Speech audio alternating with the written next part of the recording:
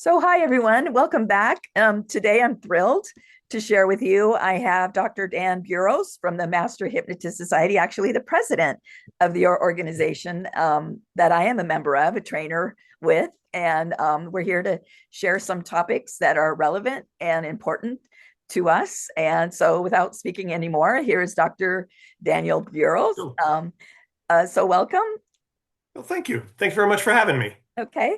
And so what do you think that you would like to talk about today? Well, we were talking, a moment ago about, you said something that's really been in your awareness lately is this idea of values Mhm. and and and having an idea of what our values are and what other people's values are because and I think the point that you were driving at when we were talking is if your values are not aligned with your outcomes, if the values I have are not aligned with the outcome that I'd like to have, I'll be in trouble. And for you as a hypnotist, if you're trying to help somebody achieve an outcome and their values don't align with that, you're going to have some real problems just in the change process as well. So I really think you had, you described something that was very important. Yes. So go When ahead. seeing clients, it's important with sharing their values. If they're not happy, for example, and they're in a situation where they don't even know unconsciously where they're spending their time, energy, and money, sometimes just bringing it up and showing them they have real life epiphanies while they're looking at this.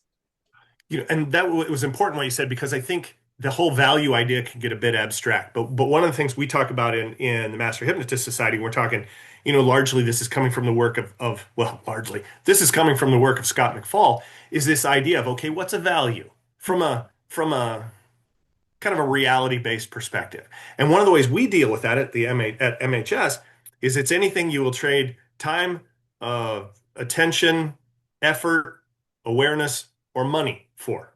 Yes. Time, energy, effort, awareness, or money for. Anything that you will trade those aspects of your life in order to have something, then it becomes a value.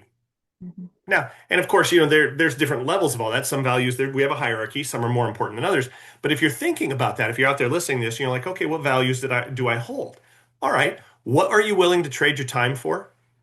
What are you willing to trade your effort for? What are you willing to trade your attention for? What are you willing to trade your money for? Mhm. Um, these are the you value those things, and so to stop and ask yourself, okay, what do I really value? What's important to me? Um, and then to realize that whatever values you hold, that's a boundary on your map of the world. It's a boundary on what you said earlier. It's a boundary on what you will perceive. Mhm. It's a boundary on what you will take in. It's a boundary on what you will do. It's a boundary on what you can move toward in any given day. Right. And so to know what your boundaries are, and as change workers to know what someone else's boundaries are or what their values are, and for you to know what your values are, this is an incredibly important thing because it is, I think, one of the kind of the unknown things when we talk about change work or even psychotherapy, Yeah. that when it's not going well, when it's not working, when we're not achieving our outcome, when we're not taking the steps we need to take, one of the first things that should come into your head is, I wonder if we have a values conflict here. Absolutely. Thank you for Right. saying that. Exactly Yeah. so. So When like it when it's if you you're go ahead. training someone, you're training a practitioner, and Mhm. I know that you're planning or we are having a great event in April of 2026, Yes. and we're taking new students in, or helping people decide if this is something that they want to do. If we're like eliciting values and they don't put people as important, they kind of are not going to be a good fit for change workers, is kind of how I see it. Like if It's true. people is not on their list, I kind Right. of shake my head and go, do they really care about people, and what's important and how they're going to change? Right. We, amongst us at MHS, the training we do, a lot of our work as trainers is around this idea that, that our values need to be that we focus on the other person first, that other people they're very high value to us, Mhm. and that and from another perspective, they're more important than our emotional needs in that moment, particularly if we're working with them. Right.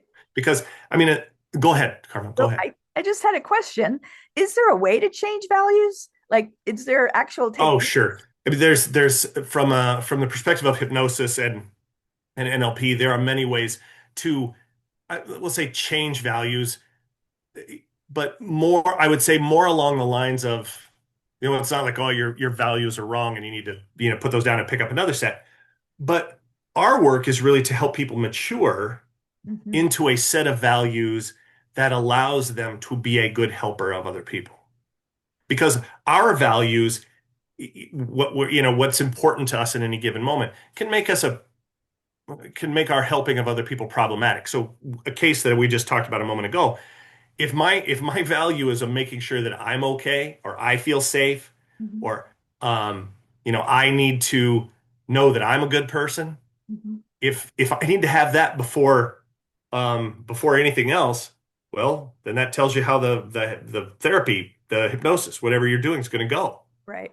You know, I'm Right. not focused on others, like you mentioned before. I'm not Right. focused on other people in a way that is useful. And what I end up doing is I end up then focused on myself because I have a values conflict with that. I'm going to work, my job is to help somebody else achieve their outcome, help somebody else, lose weight, stop smoking, whatever it is that you're working on. Right. Um, but inside me, my value, I really value my own safety and security over top of whatever this person might have going on in that moment. I need to feel okay before this person can get anything that they need. Right. And you can imagine, just as the description from that, how problematic that will become if your job is to try to help somebody. And so, what I wouldn't say that, well, that's just you have bad values and da, da, da. What you need to do then is you need some work so that and this there's that covers a lot of ground. Hypnosis, NLP technique, there's a lot of different things. But we need to work so that maybe there are some values that you really need to set down and explore some new ones. Right. That could be the case. But it could also be that you just need a different perception of yourself, of others, of the world. You need to see things in a different way so you can make a different decision Right. that then will change your values in that moment. There's lots of different ways to get to a different, and then there's just techniques that are specific to working on people's values and maybe integrating new information into that or something like that so that they get bigger and more whole. They become more whole. So that because of values, the more narrow a set of values or a value is, the less useful it will be in the world.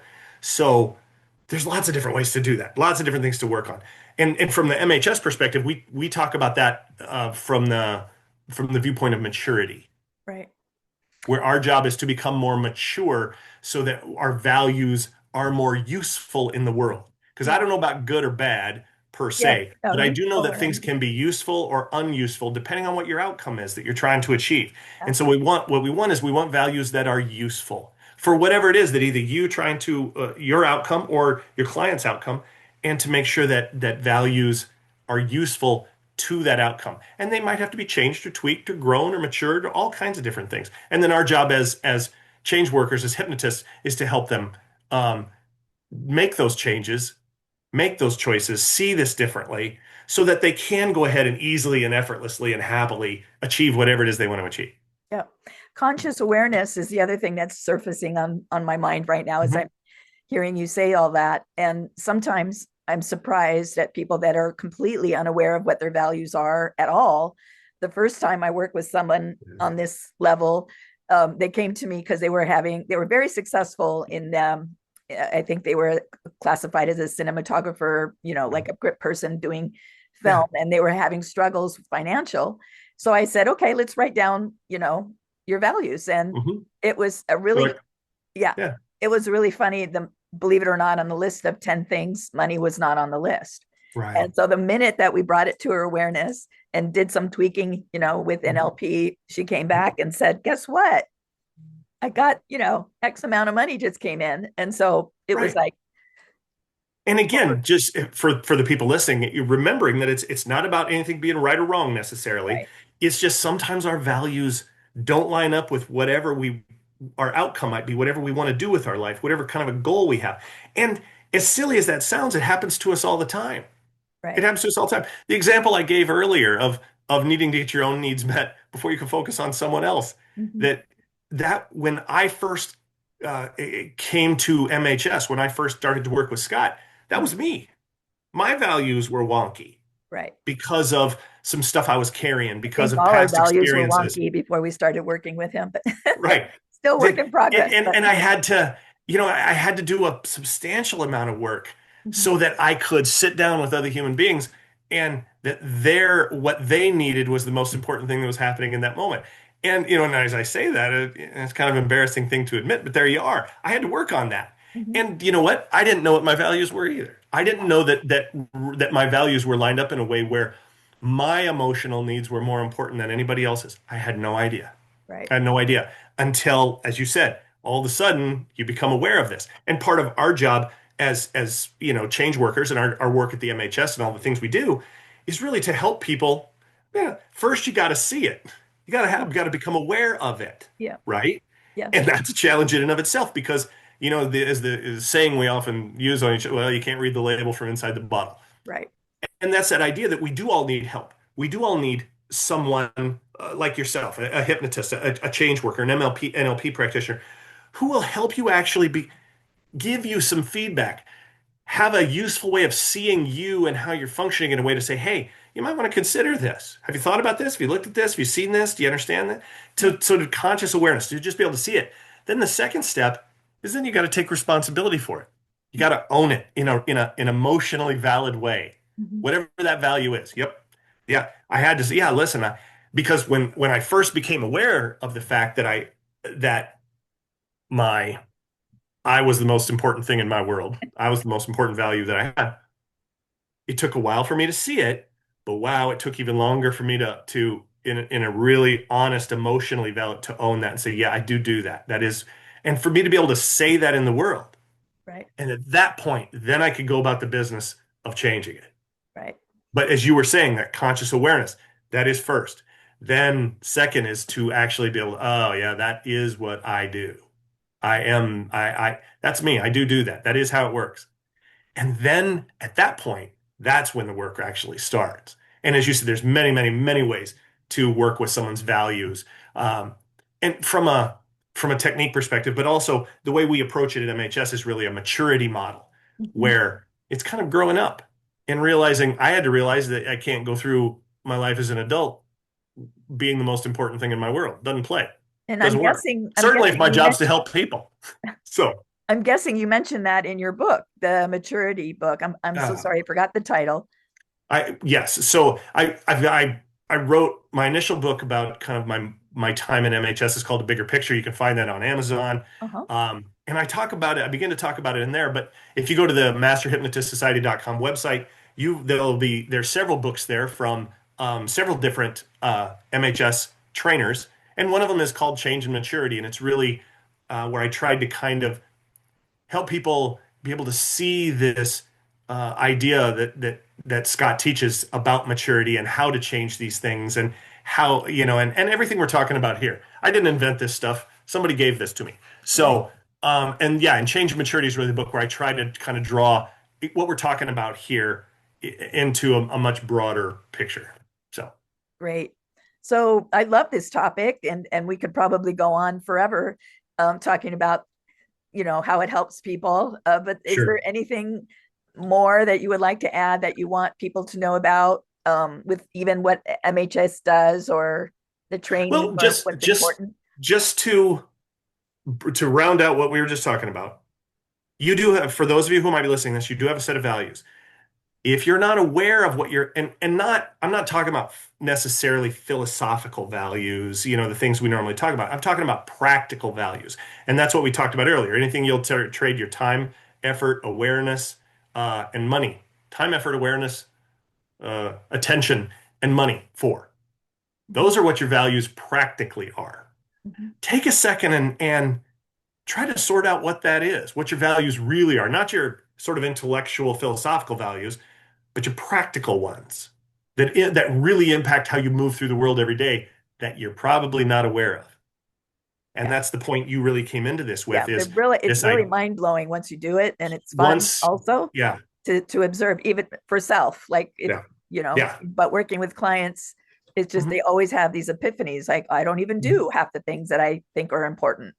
And then they Right. wonder why they need help, And which that's is odd like you because said, not bad. It's not useful. most of the time our philosophical values that we what we think of when we're talking about values are things that don't really impact our day-to-day functioning. They're Right. more way more esoteric. It's these Right. practical ones that are impacting what you're doing every day. So to Right. get to know them and to realize you probably can't do that on your own, you may need some help. Right. You may need some help. You may need somebody who can help you actually see what those are and then take a look at your outcome and help you um, mature, make some changes, make Right. some choices, Right.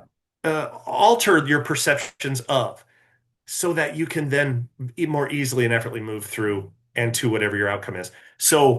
Um, so if you're that person and if you're trying to achieve something out there, you're trying to achieve a goal and you just can't make it for one reason or another, you may very well, your goal may be in conflict with some of the values that you hold, whether you're aware of it or not. Find Exactly. someone to talk to about that. So Exactly. that's how I would round that all off. Okay. Awesome.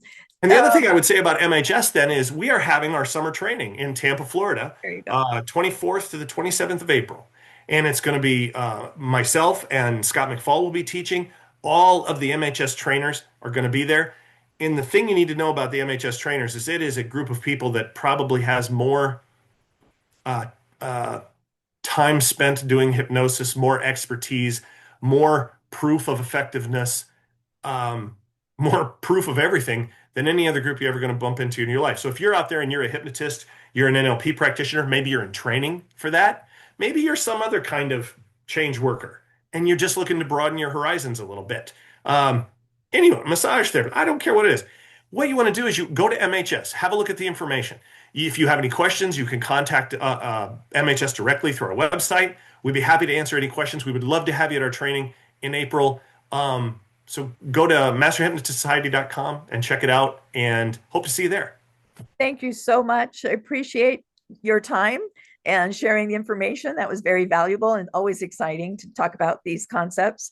And where can people actually reach you You specifically can if reach they me want to through find you? masterhypnotistsociety.com. You can Okay. also find me SueFallsHypnosis.com, which is the clinic that I have where I live. But you can find me on all the medias of social. If Okay. you Awesome. can look me up by my name, by Sioux Falls Hypnosis, by Master Hypnotist Society. You're going to bump into me on Facebook, on LinkedIn, on Instagram, and on TikTok. Yes. Awesome. All right. Thanks again Thank you for and having we'll me. talk to you soon.